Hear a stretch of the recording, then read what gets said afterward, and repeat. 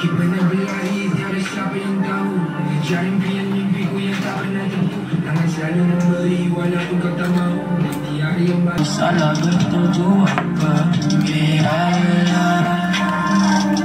Semua tak boleh. Aku nak keluar biar berkelih. Janji ke depan hidupku terbalik.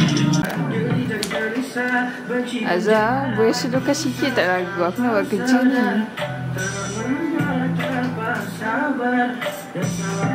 Bismillahirrahmanirrahim. Assalamualaikum warahmatullahi ta'ala wabarakatuh. Alhamdulillahirabbil alamin wassalatu wassalamu ala asyrafil anbiya'i wal mursalin wa ala alihi wa sahbihi ajma'in. Rabbi shrah li sadri wa yassir li amri wal 'uqdatan min lisani yafqahu qawli, amma ba'd. Alhamdulillah, bersyukur kita kepada Allah Subhanahu wa taala kerana dengan limpah kurnia-Nya kita masih lagi dipanjangkan umur, dimurahkan rezeki, dan juga kita masih lagi mengenal agama Islam, iaitu agama yang benar di sisi Allah Subhanahu wa taala. InsyaAllah isu yang saya akan bawakan pada hari ini adalah mengenai isu mendengar muzik yang terlalu kuat sehingga melalaikan. Hadis Nabi SAW daripada Aisyah radhiyallahu anhu berkata, Rasulullah SAW telah masuk menemui Aisyah. Ketika itu dua orang jariah, yakni budak perempuan, sedang bernyanyi-nyanyi, yakni memperingati perang Badr. Baginda mendengar nyanyian tersebut sambil berbaring di tempat Aisyah dan dipalingkan mukanya. Tiba-tiba Abu Bakar radhiyallahu anhu masuk dan mengherdik si Aisyah dengan katanya, serunai yakni mizbar ini adalah syaitan di sisi Nabi Allah Subhanahu wa taala. Rasulullah SAW menghadap Abu Bakar seraya berkata, biarkan mereka menyanyi. Apabila keadaan Rasulullah SAW agak selesa dan reka, Aisyah mengisyaratkan dengan matanya kepada dua penyanyi tadi agar mereka berhenti menyanyi dan keluar meninggalkan kami. Hadis riwayat Al-Bukhari dan Muslim. Jadi melalui hadis tersebut kita dapat tengok, kita dapat lihat bahawa Rasulullah SAW tidak melarang umatnya untuk mendengar muzik. Akan tetapi janganlah sampai melalaikan. Sebab apa? Pada dasar hukumnya, mendengar muzik ini adalah hukum yang harus. Setiap perkara yang kita lakukan di muka bumi Allah ini asalnya adalah harus. Setiap perkara yang tidak disyariatkan adalah harus. Jadi ianya akan jatuh kepada haram apabila ia melalaikan, merugikan masa.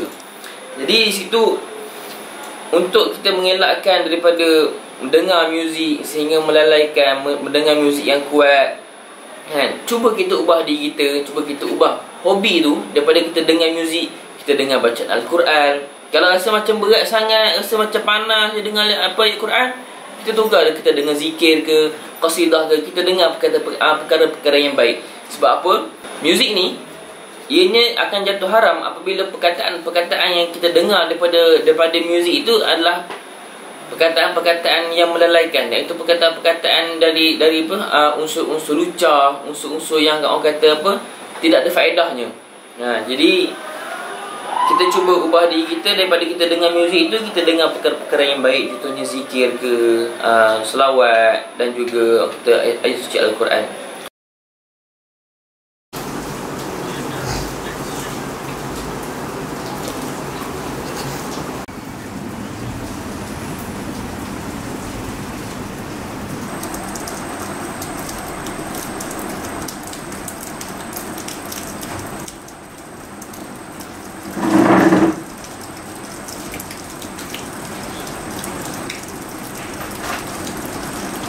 Jam, pergi kafe ya?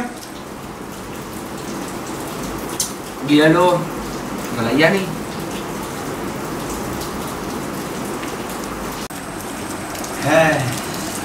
Jadi tak?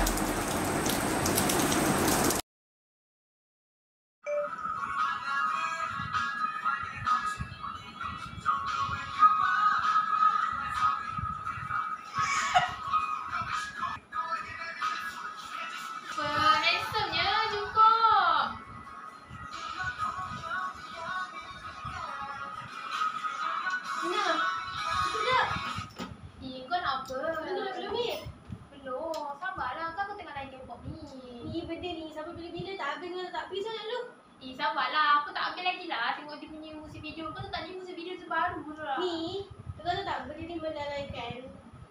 Pergi solat dulu. Kata aku ambil dia tak. InsyaAllah saya teruskan dengan isu yang kedua, iaitu mengenai ketagih pornografi ataupun bahan lucah. Dalam hadis sahih, al-isnad sahih sanadnya dari Huzaifah radhiyallahu anhu, Nabi Muhammad sallallahu alaihi wasallam bersabda, yang bermaksud pandangan adalah panah beracun di antara banyak panah yang dimiliki iblis. Barang siapa yang meninggalkannya kerana takut kepada Allah, pasti Allah akan menggantikannya dengan keimanan, dan rasa manisnya akan dirasakan dalam hati. Hadis riwayat Al-Hakim. Dalam hadis ini mengatakan bahawa pandangan ini adalah pandangan maksudnya daripada mata kita ni, zina mata ni. Zina mata ni adalah satu, orang kata, perkara yang kata amat berat. Susahlah kita sebagai manusia ini, kita susah nak tinggalkan zina mata ni. Jadi ketagih pornografi ni dia berpunca daripada diri sendiri. Sebab apa? Setiap manusia itu diberikan keinginan. Kita diberikan keinginan untuk memilih sama ada baik ataupun buruk. Jadi seandainya kita takwa kita kepada Allah Subhanahu Wa Taala itu tinggi, kita tidak akan melakukan perkara-perkara yang melalaikan, perkara-perkara yang menggairahkan, perkara-perkara yang Allah tak suka.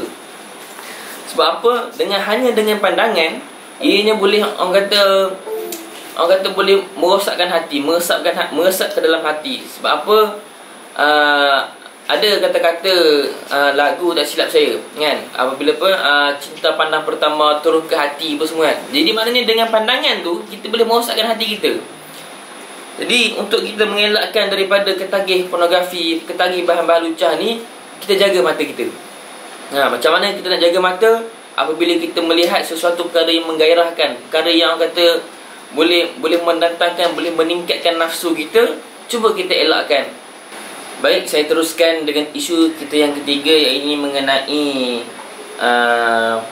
pengaruh gaya hidup lah, iaitu kita terlalu meminati kumpulan K-pop lah.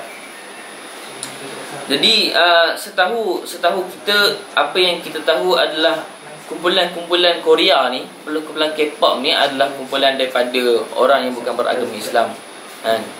Jadi kalau kita lihat sendiri, walaupun mereka membawa konten-konten yang konten-konten yang mendatangkan faedah kepada kita, tapi kita lihat cara berpakaian mereka pula, kan. Sebab apa? Macam tadi saya sebut pada isu kedua mengenai mata, pandangan kita. Sebab apa? Dengan pandangan tu kita boleh merosakkan hati kita sendiri. Isu sekarang ni adalah remaja sekarang ni, peminat K-pop sekarang ni, mereka lebih suka mengidolakan K-pop, kumpulan K-pop, kan.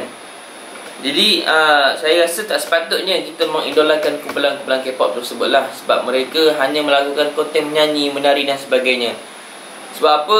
Kalau kita nak mengidolakan apa yang mereka buat dengan menyanyi, dengan menari apa semua, itu bukanlah orang kata satu attitude ataupun sebagai role model yang bagus untuk kita. Sebab apa? Kita sebagai orang Islam, kita sepatutnya menjadikan Rasulullah SAW sebagai kita punya role model ataupun kita punya idola, dan kita punya ikutan. Kenapa? Sebab akhlak Rasulullah SAW ni umpamanya Al-Quran. Kena dalam hadis pun disebut, Sa'ad bin Hisham bin Amir berkata, aku pernah mendatangi Aisyah radhiyallahu anha. Lalu aku bertanya, wahai Ummul Mukminin, beritahulah aku tentang akhlak Rasulullah sallallahu alaihi wasallam. Beliau menjawab, akhlak beliau adalah Al-Quran. Apakah kamu tidak membaca Al-Quran? Firman Allah Subhanahu wa taala, wa innakum la'allaka khulqin wa innaka la'alla khulqin azim. Dan sesungguhnya engkau di atas budi pekerti yang agung. Hadis riwayat Ahmad yang disahihkan oleh Asy-Syu'aib Al-Arnaud dalam Musnad Ahmad. Jadi di sini kita dapat lihat bahawa kita sebagai orang Islam, kita sebagai seorang umat Nabi Muhammad SAW, kita sepatutnya menjadikan Rasulullah itu sebagai idola kita, jadi ikutan, kan. Akhlak baginda ni umpama Al-Quran, kan. Macam mana baik nak kata betapa bagusnya akhlak baginda ni, kita samakan dengan Al-Quran, yang mana Al-Quran ini adalah kalam Allah, iaitu kata-kata daripada Allah Subhanahu wa taala.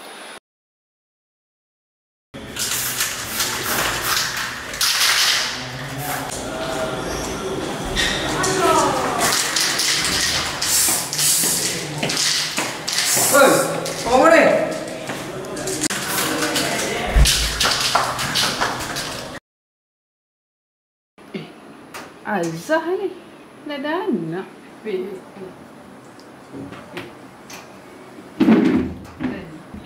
Ini kan member aku time sekolah. Time sekolah kepit je dengan jantan. Oh ya ke? Jantan mana weh? Dah sekolah tu jugalah. Dah satu sekolah kan aku tahulah. Tapi setiap bila dia ada anak? Tak tahu aku ni dah suka kepit dengan jantan ni. Anak luar nikah kan ni. Weh, serius weh anak luar nikah? Dah tu. Aku tengok dia baik je tu kat sekolah. Pakai tudung apa semua. Dan judge book by discover. Seterusnya, saya teruskan dengan isu yang keempat, iaitu mengenai vandalism. Dalam surah Ibrahim ayat 7, Allah menegaskan yang bermaksud, sesungguhnya jika kamu bersyukur, pasti kami akan menambah nikmat kepadamu. Dan jika kamu mengingkari nikmatku, sesungguhnya azabku sangat pedih. Ini adalah satu amaran oleh Allah Subhanahu Wa Taala kepada hamba-Nya, supaya mengelakkan daripada melakukan perbuatan-perbuatan yang mengingkari nikmat, yang kata yang mengkufuri nikmat yang dikurniakan oleh Allah Subhanahu Wa Taala. Jadi orang-orang manusia, insan-insan yang melakukan vandalism ini adalah insan-insan yang tidak mensyukuri nikmat Allah Subhanahu Wa Taala. Saya teruskan dengan isu yang kelima, yang ini mengenai media sosial. Media sosial ini adalah salah satu medium yang pada zaman ini kita gunakan dengan sebaik kita berkomunikasi dengan sahabat handai, keluarga dan sebagainya. Akan tetapi media sosial juga boleh menjadi salah satu isu dalam kerosakan akhlak, dalam kerosakan anak muda zaman ini, zaman sekarang lah.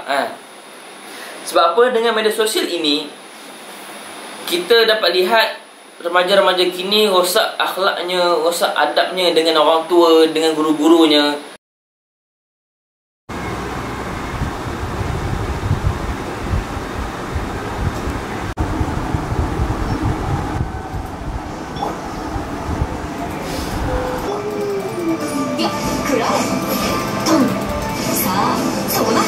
Rizal, jom video dah dorang ke api kan? Gerak lu lah. Sikit lagi. Tempat.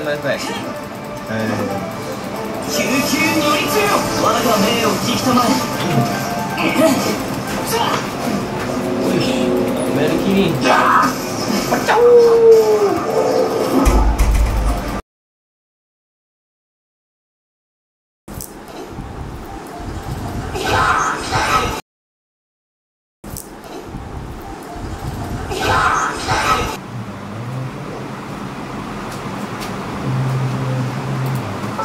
Weh, jom, asar dah ni.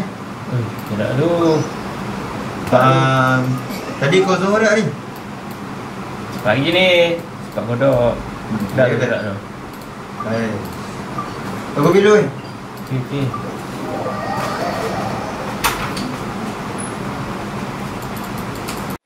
InsyaAllah saya teruskan lagi dengan isu terakhir, iaitu mengenai game yang melampau. Setiap perkara yang kita buat dekat bumi Allah Subhanahu Wa Taala ni, hukumnya adalah harus.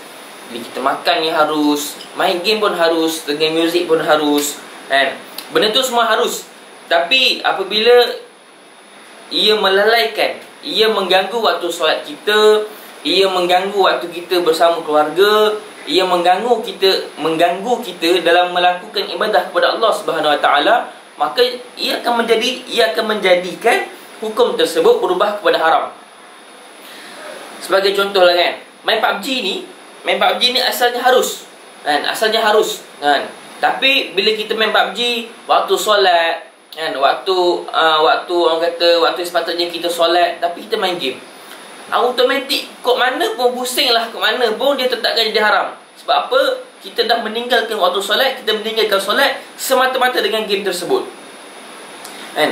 Selain itu juga daripada melalaikan ini adalah kata game tersebut ni mempunyai unsur-unsur judi.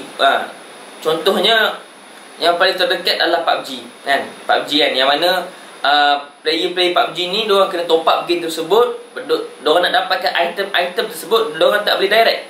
Jadi diorang kena spin. Jadi spin tu adalah salah satu konsep judi. Jadi game ni untuk bermain video game, untuk bermain game. Jadi kita sendiri sebagai manusia, sebagai insan, sebagai orang Islam, kita sendiri kena didik, kita sendiri kena ajar diri kita untuk berjaga-jaga ataupun buat satu jadual yang mana kita main game ni tidak mengganggu waktu-waktu yang penting, seperti contohnya solat, contohnya waktu makan, waktu tidur. Jadi itulah